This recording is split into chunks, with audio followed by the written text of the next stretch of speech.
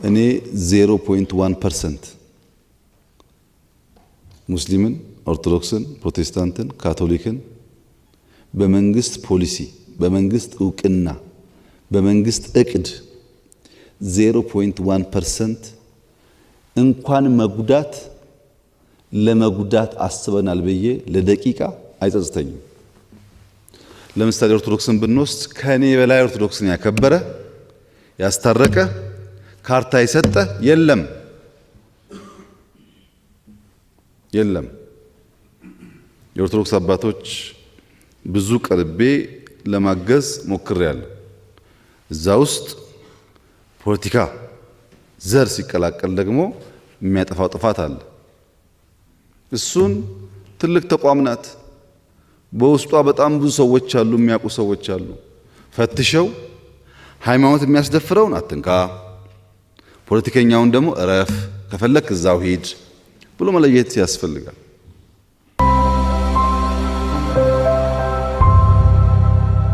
ራውን ገድል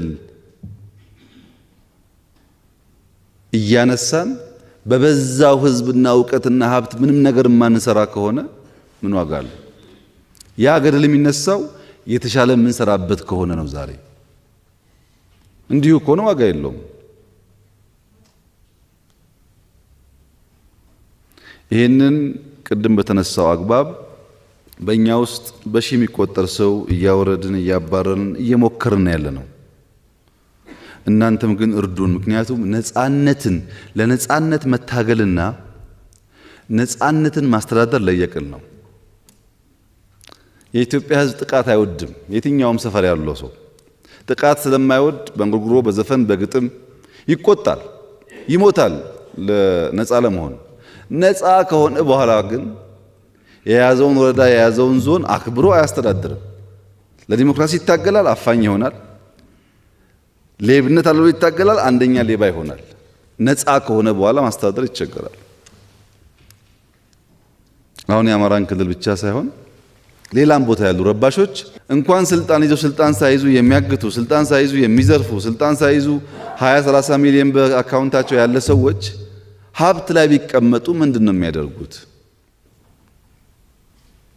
እና ፖለቲካችን በጣም ብዙ ችግር ያለበት ነው። እኛ ያለ መለወጥ እየተጋን ነው። ካገዛችሁን መፍትሄ ያገኛል። የወሰንና የሕገ መንግስት ጉዳይም በውይይት ካደረግነው መፍትሄ ያገኛል። መፍትሄው ግን በውይይት መሆን አለበት፣ በንግግር መሆን አለበት የሚለውን ሁላችንም ብናስብ፣ ብንቀበል፣ ብናምን መልካም ነው። መፈናቀል በሚመለከት ብዙዎቻችሁ አንስታችኋል። መፈናቀል ተገቢ አይደለም። ሰዎች ከሞቀቂያቸው ቤታቸው ወጥተው በካምፕ እየኖሩ ለማኝ መሆን የለባቸውም። ወለጋ ውስጥ የተፈናቀሉ በጣም ሰፊ ሰዎች አሉ። ነገር ግን በቅርቡ በስራ አስፈጻሚ እስቲ ከኦሮሚያ የተፈናቀሉ ሰዎች ቤታቸውን፣ ሰፈራቸውን ለዩና ይመለሱ፣ የኦሮሚያ ክልልም ፌዴራልም ባለው አቅም ደግፎ ይቋቋሙ። አሁን ወንድሜ እንዳነሳው ኮሚቴ አዋቅረው ሄደው አይተው ህዝቡን እንቀበላለን፣ ፍላጎት አለን፣ ይምጡ አለ። አምጡ ተባሉ። ሊያመጡ ሄደው እነዛ ካምፕ ውስጥ ያሉ ሰዎች ለፖለቲካ ንግድ የሚጠቀሙባቸው ሰዎች ከለከሏቸው። ይሄ እውነት ነው። ካምፕ የተቀመጠው ጎጃምም ሰሜን ሸዋም ያለው ሰው ይመለስ ማለት አልጋ በአልጋ ማለት አይደለም። ከህዝቡ ከወንድሞቹ ጋር ያለውን ችግር ተጋፍጦ ይኑር። መፍትሄው ይህ ብቻ ነው። የትግራይም አማራ ይመለስ፣ የአማራውም ኦሮሚያ ይመለስ፣ የኦሮሚያውም ከመጣበት ይመለስ፣ ባለበት ይኑር። በቂ ቦታ ስላለን ቦታ አንሶን ሰርተናል የምንባላው እኛ ወደ ስልጣን ስንመጣ ኢትዮጵያ የምታርሰው መሬት አጠቃላይ 15.9 አካባቢ ሚሊዮን ሄክታር ነበር። ዛሬ 23 ሚሊዮን ደርሰን ገና በጣም ብዙ ያልተነካ ቦታ አለ። ብንሰራ ለሌላ የሚተርፍ ሀብት አለን። አንሶን አይደለም። በዚህ አግባብ ቢታይ ያሉ ባልታው ምናምኑ ትንሽ እያራራቀን እንዳይሄድ ስለሰጋው ነው። ሃይማኖትን በሚመለከት ብዙ የሃይማኖት አባቶች እዚህ አሉ። እኔ 0.1% ሙስሊምን፣ ኦርቶዶክስን፣ ፕሮቴስታንትን፣ ካቶሊክን በመንግስት ፖሊሲ፣ በመንግስት እውቅና፣ በመንግስት እቅድ 0.1% እንኳን መጉዳት ለመጉዳት አስበናል ብዬ ለደቂቃ አይጸጽተኝም። ለምሳሌ ኦርቶዶክስን ብንወስድ ከኔ በላይ ኦርቶዶክስን ያከበረ ያስታረቀ ካርታ የሰጠ የለም።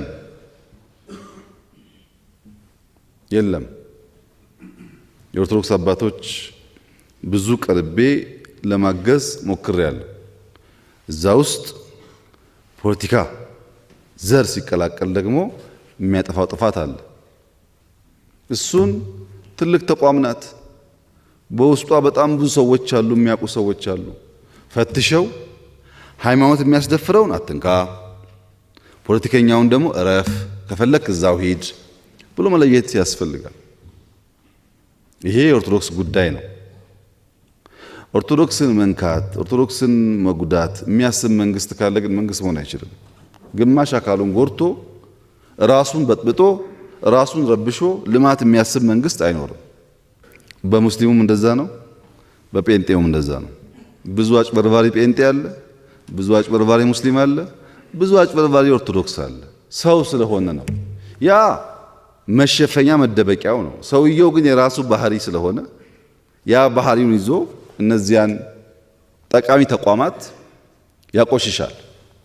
እሱን ለይቶ ማስተካከል የሃይማኖት አባቶች ጉዳይ ይሆናል። በዚህ ጉዳይ ብዙ የሚያውቁ የተመራመሩ ጥበበኛ ሰዎች በውስጣቸው ስላሉ መፈተሽ አይቸገሩም።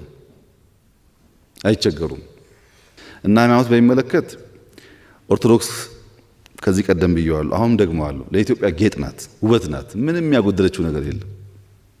እስላም ጌጥ ነው፣ ውበት ነው። ተከባብረው ያላቸውን ነገር እያወጡ ቢሄዱ ኢትዮጵያን ሞር ውብ ያደርጓታል እንጂ በደል የለውም፣ ጥፋት የለውም። እዚህም እዚያም የሚያስደንቁ አባቶች አሉ፣ የሚጸልዩ ስጋቸውን የሚቀጡ ለእውነት የቆሙ ሰዎች አሉ። እዚህም እዚያም የሚቀጥፉ ሰዎች አሉ። ወደፊት ህግ እያወጣን ነው። ህግ እናወጣለን። ሃይማኖትና መንግስት ተለያይተው ስራቸውን ይሰራሉ። በቅርቡ ህጉ እንደሚጸድቅ ተስፋ ይደረጋል። ያኔ ሁሉም በህግ ይሰራል። አሁን ተቀላቅሏል። ያልተቀላቀለ ጉድ የለም። እንደዛ አይቻልም።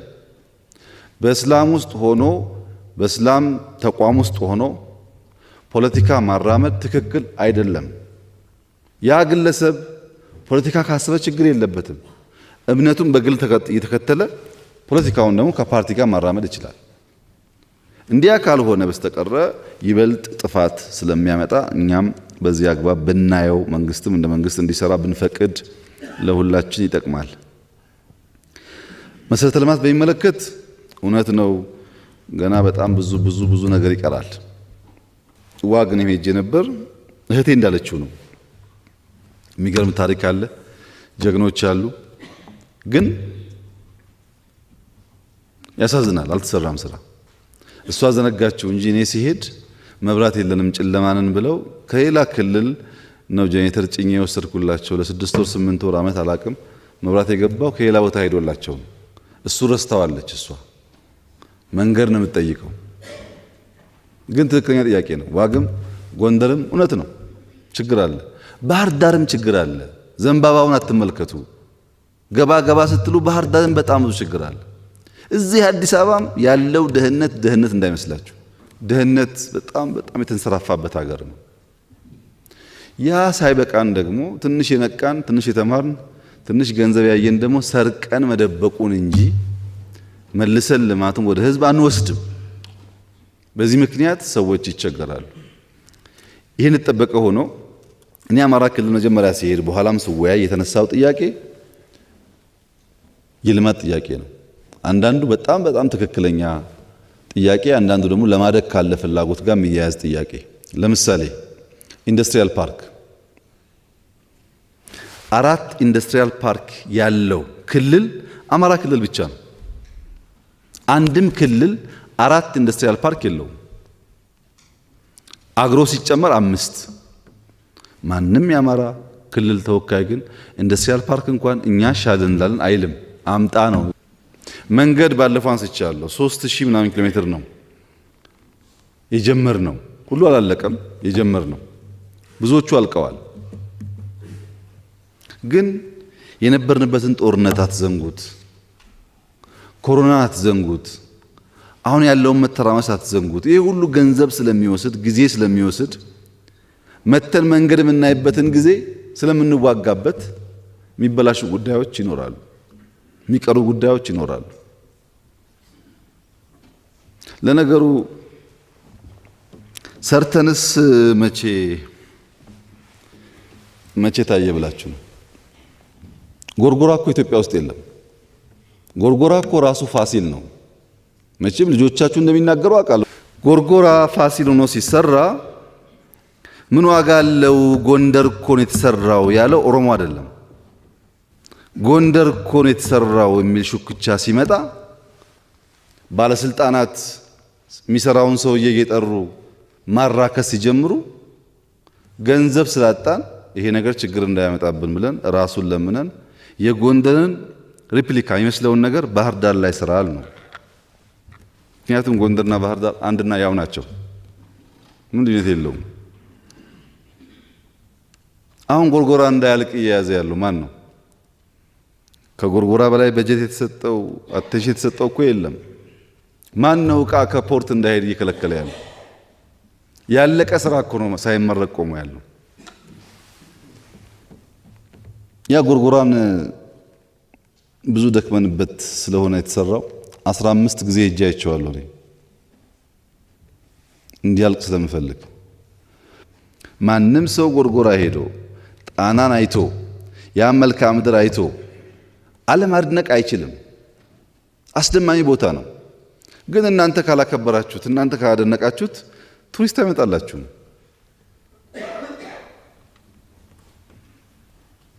ፋሲል እንዴት ቀረ አለች እህቴ። ፋሲል እኮ እኔ ጎንደር መጣው ካቢኔ ጋርና የጎንደር ሽማግሌዎች እራት ጋበዙኝ። አንተ እያለ ፋሲል ፈረሰ እኮ ምን ትጠብቃለህ አሉኝ።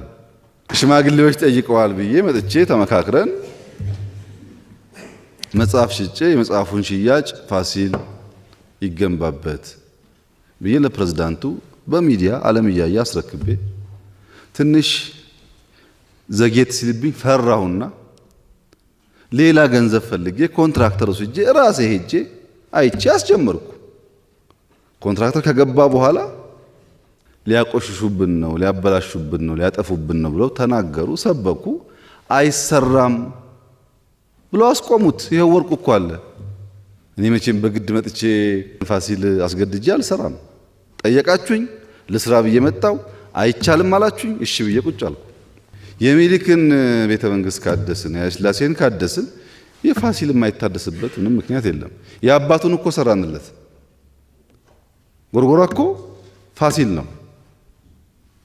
ምክንያት የለንም የማይሰራበት እንጂ እኛ እምቢ ብለን አይደለም። ገንዘብ እኮ የግል ነው፣ መጽሐፍ እኮ የግል ገንዘብ ነው።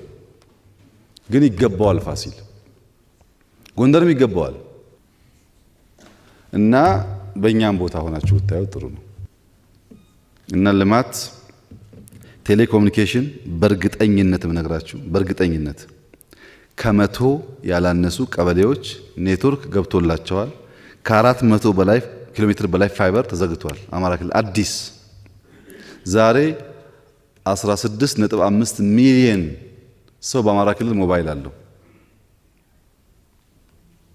ብዙን የሰራ ነው። ይበቃል? አይበቃም። ገና ብዙ ስራ ይጠበቅብናል። ምንም የተሆነ ጉዳይ ግን አይደለም። መብራት 131 ቀበሌ አግኝተዋል ባለፉት 5 ዓመታት። ድሮ መብራት አይቶ የማያውቅ አካባቢ ማለት ነው። ይቆራረጣል፣ ሽቦ ተቆርጦ ይሸጣል፣ ጠዋት መጥቶ ከሰዓት ይጠፋል። እውነት ነው። እሱ ሁሉ ደባው ሴራው እውነት ነው። በፓርክ በመንገድ በቱሪዝም ጉዳይ የላሊበላ የፋሲል የጎርጎራ አሁን ደግሞ የሐይቅ አማራ ክልል በጣም ብዙ ታሪክ ማንም ሰው እንኳን ሌላው ሰው ራሱ አማራ ነኝ ባዩ ተምሮ የማይጨርሰው ታሪክ አለ። ቢሰራ በየቦታው ቢሰራ ብንማር እንደ ሀገርም ሀብት ነው፣ ለአማራም ሀብት ነው፣ ለአፍሪካም ሀብት ነው። ፒኮክ አይታችኋል እዚህ በረንዳ ላይ እና ፒኮኩ የተሰራው አንዳንዱ ሃይማኖት ጋር ያያይዘዋል፣ አንዳንዱ ብቻ አላቅም ያያይዙታል። የሚኒሊክ ዋናው ቢሮ ውስጥ ይኸው እዚሁ ግቢ 2 ፒኮክ ያኔ በጣውላ በቅስ ሰርተው አሉ እዛ። እሱን አመተን እዚህ ያስቀመጥ ነው። ከሚኒሊክ መኝታ ቤት ፊት ለፊት ያለው የአባመላ የሀብቴ አባመላ መኝታ ፊት ለፊት ያለው እሳቸው ቤት ዙሪያው በሙሉ ፒኮክ ነው ስዕሉ። ሂዱና ይዩት። ይሄ እኔ ግቢ አይደለም፣ እኔ አልሰራሁትም። የቆሸውን ያጸዳሁት ግን መጀመሪያ ሲሰራውም ከነበረው ጊዜ አስበልጬ ነው። ጥያቄ የለውም እሱ። ከታደሰ በኋላ ታሪክ እንማርበታለን። በቱሪዝም በጣም ሀብት ነው፣ ሳይበላሽ ይቀጥላል። ያን በማቆሸሽና በማዋረድ ክብር አይገኝም። ዓላማው ግን እያንዳንዱ ዲዛይን ከራሱ ከሐሳቡ ከጽሁፉ ከቤቱ የመጣ እንጂ ምንም የለጠፍነው ጉዳይ የለም። ካላመናችሁ ስትወጡ ለምሳ ሄዱና እዩት።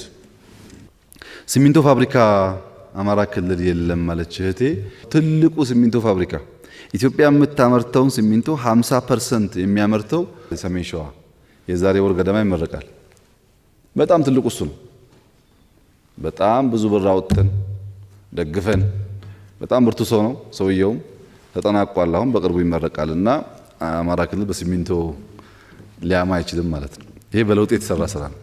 የአዊ ዞን ጋር የተነሳው እና የዋግ አካባቢ የተነሳው ጉዳይ ልማቱን በሚመለከት እኔ ከአዊ ዞን ለመጣሁ ወንድሜ ባለችኝ ትንሽ እውቀት መመስከር የምፈልገው እናንተ ጋር ያለው የመንገድ ችግር ጎንደርም አለ።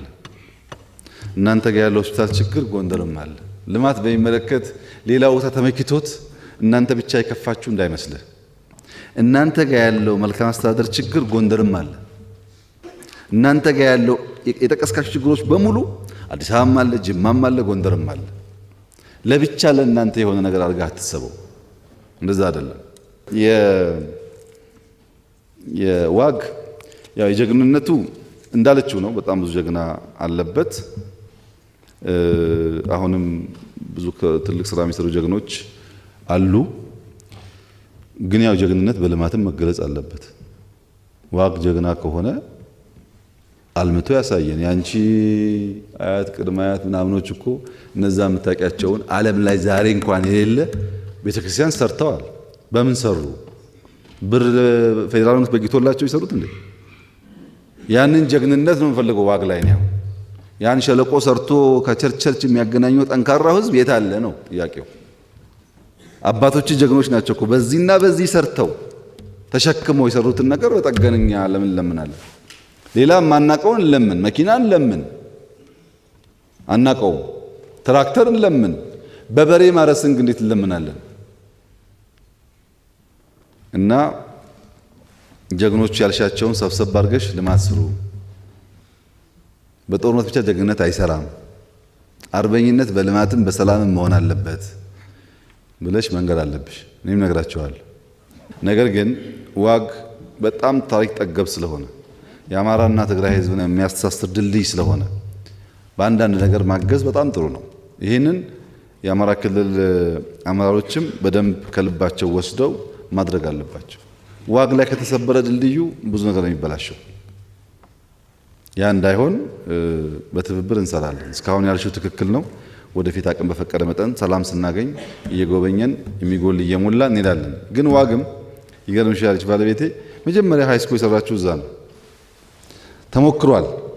ግን ከህዝቡ ደህንነትና ችግር አንጻር የተሰራው ስራ በጣም ገና ነው። አስፋልቱም በዩ ሆስፒታሉም በዩ ሌሎችም ጉዳዮች ገና ናቸው።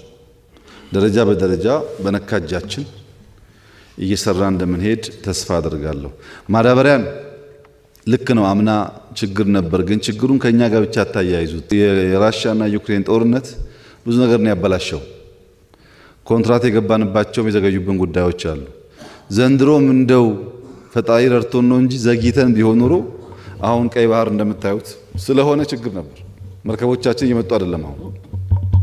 ግን እኛ አምና ችግር ስለነበረ ወዲያው ኮንትራት ፈጽመን አብዛኛው ገብቷል፣ የቀረውም እየገባ ነው ያለው። ይሄ ችግር ደግሞ ትንሽ ረገብ ካለ የተሻለ እንደሚሆን ተስፋ አደርጋለሁ። ግን ማወቅ ያለባችሁ ነገር የፌዴራል መንግስት 20 ቢሊዮን ብር ከመንግስት በጀት ማዳበሪያን ደጉሞ ነው የገዛ ነው። ማዳበሪያ እኛ እናመርትም፣ በገዛንበት ዋጋም አንሸጥም። 20 ቢሊዮን ደጉመናል። መሀል ላይ ማዳበሪያን የሚደልሉ የሚሸጡ ኮንትሮባንድ የሚያደርጉ ሰዎች ደግሞ እንግዲህ ምን ያክል ሀገር ጥፋት እንደሆነ ገብቷቸው ከዚያ ተግባር እንደሚመለሱ ተስፋ አደርጋለሁ። ጥሩ ነገር አይደለም፣ ግን መንግስት እየሞከረ ነው ያለው። ወደፊትም ያለን ፍላጎት ለማምረት ነው። ህዳሴን የሚያክል ትልቅ ስብራት ባይኖርብን ኖሮ እንሰራው ነበር። ህዳሴ ግን በጣም ብዙ ብር የሚፈልግ በጣም ትልቅ ስራ ስለሆነ አብዛኛውን ሪሶርስ ስለወሰደብን ማዳበሪያ ፋብሪካ አልጀመርንም እንጂ ወደፊት በሀገር ውስጥ መስራት እናስባለን። እሱ ነው መፍትሄ የሚያመጣው። ከውጭ እያመጣን ብዙ የሚያዋጣ አይደለም።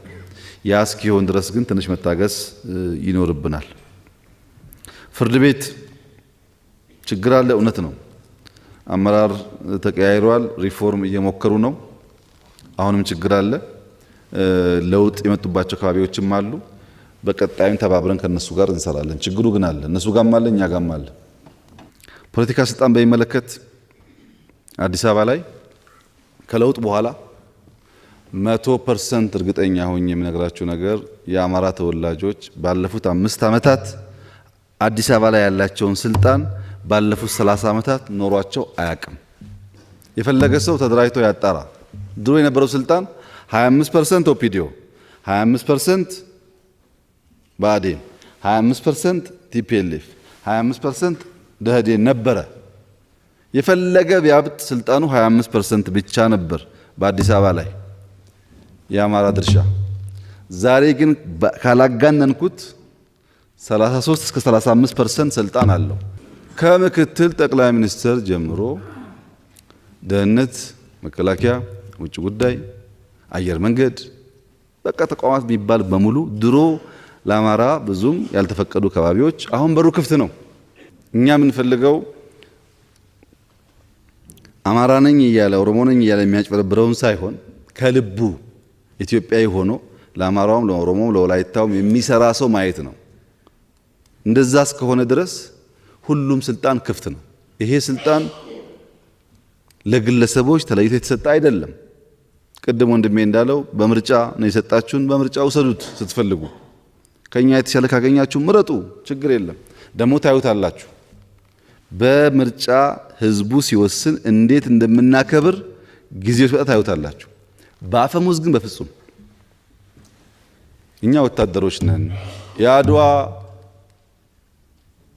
አርበኞች ልጆች ነን። ሰው በጉልበት ሊያሸማቅቀን አይችልም። ማንም ቢሆን በሰላማዊ መንገድና በምርጫ ከሆነ ግን ህዝብ የወሰነበትን ነገር ለሰከንድም አናቅማማም፣ እንቀበላለን። አማራ ክልል ውስጥ ግጭት ሲፈጠር አማራ ክልል ገና ከውጊያ ወጥቶ አመት እንኳ ሳይሞላው መኪና ማቃጠል፣ አምቡላንስ ማቃጠል፣ ይሄ ትክክል አይደለም። አማራ ክልል ኢሹ ካለው በእንደዚህ መንገድ ተነጋግረን የምንችለውን መልሰን የማንችለውን ባካችሁ ይቅር በሉን ብለን እናልፋለን። ምን ያገዳድለናል? ትክክል አይደለም እሱ። ለዚህ ነው የግጭቱ ጉዳይ ከባድ የሚሆነውና እርስዎ ከፈለጉ በአንድ ጊዜ ይፈቱታል፣ ችግር የለውም ላልሽው እህቴ፣ እንደዛ ግን አይደለም። እንደዛ ፍላጎቶች አሉ። በውስጥ ያለው ብቻ ሳይሆን ከውጭ እኮ የሚገዛ አለ፣ የሚገፋ አለ። የተከፈላቸው ሰዎች ናቸው እኮ መቀየር አይችሉም። ዝም ብሎ ማድፈጥ ይችላሉ እንጂ መቀየር አይችሉም። የኛ ፍላጎት ሸኔ በአማራ ክልል ያለውም ሸኔ በኦሮሚያ ያለውም ሸኔ ህዝብ ከማገት ከመግደል ከመጥለፍ ከመዝረፍ ወጥቶ በሰላማዊ መንገድ ተነጋግሮ ትጥቁን አስቀምጦ ምርጫ ተወዳድሮ በሐሳብ አሸንፎ እነሱ እዚህ መጥተው እኛ እዛ ብንቀመጥ ምንም ችግር የለብንም። እና በአማራ ክልል ተደጋጋሚ ጥሪ ያቀርበናል።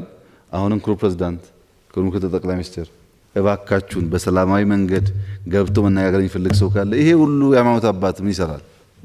ጎንደር ያለው ሃይማኖት አባት ጎንደር ያለውን፣ ጎጃም ያለው ጎጃም ያለውን፣ ወሎ ያለው ወሎ ያለውን፣ ወለጋ ያለው ወለጋ ያለው ያስገባ እንነጋገርና እንወያይና በእኛ አቅም ይመለስ ነገር ካለ መልሰን የማይመለስ ካለ ደግሞ ለህዝቡ በሚሰማው መንገድ በዚህ ጊዜ ይመለሳል ብለን እንፈተዋለን። ስልጣንም እንኳን 2 ዓመት እኮ ነው፣ ምርጫ ደርሷል። ብዙ አያጣላም። እስከዛ ወደም ተደራጅቶ መመረጥ ነው እና ሰላም እኛ ስለማንፈልግ አይደለም። በየሰፈሩ አምጡና አወያዩና ይቅርታ ብለን ካሳም ካስፈለገ ካሳ ከፍለን እንታረቅ፣ እንስማማ። ችግር የለብኝም፣ ደስ ይለኛል። ሰላም ነው የምንፈልገው። እንደዚያም ካላደረገ አማራ ለጥቃት ይጋለጣል። እዚህ ሰፈሩ ስንንጎዳጎድ ችግር ያጋጥመናል እና በውስጣችን ያለውን ጉዳይ ብንፈታ ጥሩ ነው። የኑሮ ውድነቱ፣ መልካም አስተዳደሩ፣ ፋብሪካው፣ የስራ እድሉ ምላሽ እያገኘ የሚሄደው መንግስት ፋታ አግኝቶ በተሟላ አቅም ስራ መስራት ሲችል፣ ስራ ካልሰራን ኑሮ ማስቸገሩ አይቀርም። አሁን ለምሳሌ ስንዴ ዘንድሮ አማራ ክልል 250 ሺህ ሄክታር ነው ያቀድነው በበጋ ስንዴ። እስከ ባለፈው ወር የነበረኝ ሪፖርት 100 ሺህ አይሞላም የታረሰው። ኦሮሚያ ክልል 2.5 ሚሊዮን የታቀደው ሄክታር ብዙ ጥፍ ይበልጣል። ባይዘው አሁን ኦሮሚያ ክልል ስንዴ አምርቶ አማራ ክልል ስንዴ ሲቸገር የአብይ ችግር ነው ካላችሁ ትክክል አይደለም። እኔ እኮ አምርቶ እያልኩ ነው። ምርጥ ዘሩን፣ ትራክተሩን፣ ገንዘቡን ለሁሉም እኩል ነው ማግዘው። እሺ ብሎ ይሰራ ያተርፋል፣ ምን ዋጋ አለው ያለው ይከስራል። የሃይማኖት አባቶች እኮ በስፒከር የሚያስተምሩት ለሁሉ ነው። ሁሉ እኩል አይጾም፣ ሁሉ እኩል አይጸልይ፣ ሁሉ እኩል አይከተልም። ይመጣል፣ ቸርች ይመጣል፣ መስጊድ ይመጣል፣ ይሰማል፣ እኩል አይከተልም። ለዚህ እኮ ነው በኋላ የሚከፈለው ሚንዳ እንደየሰው ስራ የሚባለው። እና በዚህ ተለይቶ ሳይሆን ሰዎች ሰምቶ ለመከተል ባላቸው ሁኔታ የሚመጣ ስለሆነ አማራ ክልል የመጨረሻ ምክሬ ይሄ መንግስት የሚያመጣውን ችግር ለመከላከልና ለማለፍ ስራ እየሰራን ከተማችን እያሳመርን ሰላማችን የጠበቅን አይረባም መንግስት ብለን በካራችን እናባረው፣ ችግር የለውም። ስራ እያበላሸን እያፈረስን ግን አይሆን። ካገዛችሁን እኛ በንጹህ ልብ አገራችንን ወደን ማገልገል እንፈልጋለን። ምንም የተደበቀ አጀንዳ የለንም። የአማረች ኢትዮጵያን ብቻ ማየት የምንፈልገው በንግግራችን፣ በጽሁፋችን፣ በስራችን አንድ ቀን ተዛንፈን አናውቅም። መደመር ላይ ያነበቡት ነገር መሬት ላይ ያዩታል። አድዋ የሚያዩት እንዳለ መጽሐፉ ነው። ምንም ቤተ መንግስት ያለው እሱ ነው። ንግግራችንም ስራችንም ንጹህ ነው። ምንዳችንም ከፈጣሪያችን ነው። የተለየ ፍላጎት የለንም። ከተቻለ ኢትዮጵያ ከተወሰነ ዓመት በኋላ ለጅቡቲ፣ ለሱዳን፣ ለኬንያ መርዳት ብትችል እሱ ነው እኛ የምንፈልገው። እንኳን እርስ በርሳችን ግን ወሬ ስትሰሙ እናንተ ለምሳሌ አድዋ ላይ ሊሆን ይችላል በሆነ ምክንያት ወሬ ስትሰሙ እንዳለ ያው ወሬ ከምታምኑ ቆይ ላጣራ እስቲ ሊየው ብላችሁ ካላመዛዘናችሁ በስተቀረ እኛ ወሬ እየሰማን ለዛ ምላሽ የሰጠን መቼ እንሰራለን? ልንሰራ እኮ አንችልም። እንዳያችሁት ነው፣ መንገድ የለም፣ ድልድይ የለም፣ ብዙ ችግር ነው ያለው። ሰው ደግሞ ሁሉም እኩል አይሰራም። ቅድም ብላችሁታል። ከኛ የሚጠበቀው ስራ እየሰሩ ማሳየት ነው። ንግግርን በንግግር መሻር አይቻልም። ስራ ፈቶች እንደፈለጉ ይናገራሉ። እኛ እንደፈለግን መናገር አንችልም። እና ከናንተ የምፈልገው ባካችሁን ስትሰሙ አጣሩ። ይክፋም ይልማም መንግስት ነው፣ አግዙት። አግዙ፣ አብራችሁ ቁሙ። በጎደለ እየተመካከርን የተወያየን እየሞላን እንሂድ። የሸፈቱ የወጡትን እንመልሳቸው። ሰው መግደል መዝረፍ የትም አያደርስም። እና መክራችሁ የሚመለስ ሰው ካለ በመመለስ የሃይማኖት አባቶች፣ የሀገር ሽማግሌዎች፣ ወጣቶችም እርዱን። የምንፈልገው እሱን ነው። እኛ ሰላም እንፈልጋለን። አማራ ክልል ጥይት አያስፈልግም፣ ትራክተር ነው የሚያስፈልገው። በጣም ብዙ ደግሞ ስራ አለን እዛ የምንሰራቸው እና ተባብረን አብረን ብንሰራ ጥሩ ነው። መንገድ፣ መብራት፣ ስልክ፣ ጤና፣ ትምህርት በሚመለከት በሪፖርት በጣም ብዙ ነገር አለኝ መናገር የምችለው ግን ገና ስለሆነ ከጓደኞቻችን ጋር ተመካክረን አቅም በፈቀደ መጠን ለመመለስ ጥረት እናደርጋለን። ባለፈው እንዳነሳሁላችሁ እኛ የተቀበልነው መንግስት በዕዳ የተዘፈቀ መንግስት ነው። ዕዳ በዕዳ ነው። ደሞዝ መክፈል አይችልም። ባለፉት 5 ዓመታት 9.9 ቢሊዮን ዶላር ከፍተናል። እኛ ዕዳ ምን ማለት ነው? 2 ህዳሴ ይሰራ ነበር። 2 ህዳሴ አንድም ብር ግን አልተበደርንም። ኮመርሻል አሁን ያለው አያውቀውም። ልጆቻችን ነገ ይገባቸዋል ምን ማለት እንደሆነ እና በእኛ በኩል የእናንተ ምክር ሰምተን አቅም በፈቀደ መጠን ሰላምን፣ ልማትን አምጥተን ከእናንተ ጋር በፍቅር መኖር ብቻ የምንፈልገው ከዚህ የተለየ አጀንዳና ፍላጎት የለንም። እናንተ ግን ነገር እንዲገባችሁ አረጋ አደራጅና የተወሰነውን ኦሮሚያ ላክ፣ ሄደው ይዩት፣ ይመካከሩ። እዛም እኮ ሃይማኖት አባቶች አሉ፣ እዛም ሀገር ሽማግሌዎች አሉ። ተመካክረው